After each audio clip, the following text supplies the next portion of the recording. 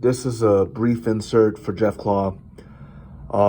So basically, in our discussion about basically someone that we see as a great, we consider them to be the the embodiment of what it means to be a national, a national hero. We're trying to use the hero in the basically the feminized version of hero, but basically we don't think they're a leftist, okay? And moreover, we don't think that the DPRK is a leftist regime. We really don't. We don't think so. And as a preamble before we begin, think about this. You know, if a Spanish leader or if a leader in Germany talks about the Great Rejuvenation of the German nation, does anyone think that's communist? When people talk about in China the idea of the Great Rejuvenation of the Chinese nation, that is the polar opposite of anything to do with Marx. Polar opposite. But because the term communist, that the Westerners don't like that term name should be kept at all costs. Because they don't like the word communist, it's very important to keep the name communist in with every letter capitalized so you can rub that word in their faces because they don't like it.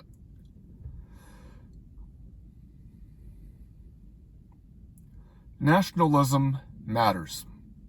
In a bourgeois society, there is increasing social alienation, increasing problems that cause people to be more unhappy because they have an ideology based on individual happiness. Everything's about detached individuals.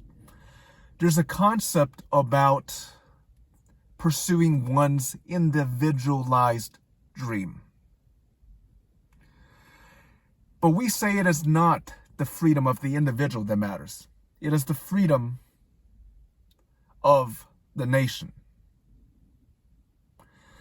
And this is a major philosophical difference. And we believe there's no concept. This concept of cohesion is completely lost in the capitalist bourgeois societies.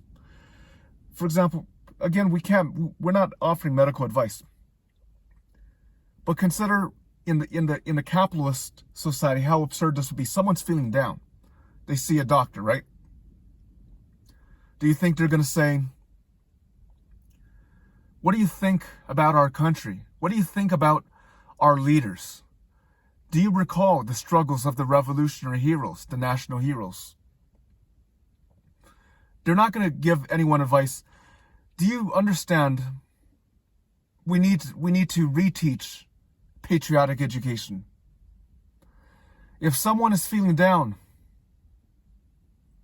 can we say these three powerful characters, Mao Zedong,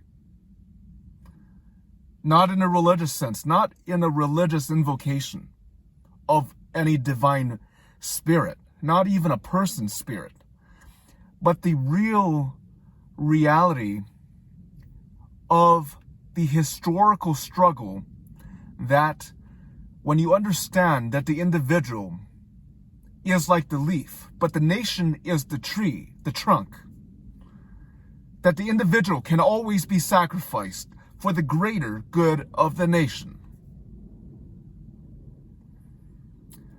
And then, so if there are troubled youth, then can we not say,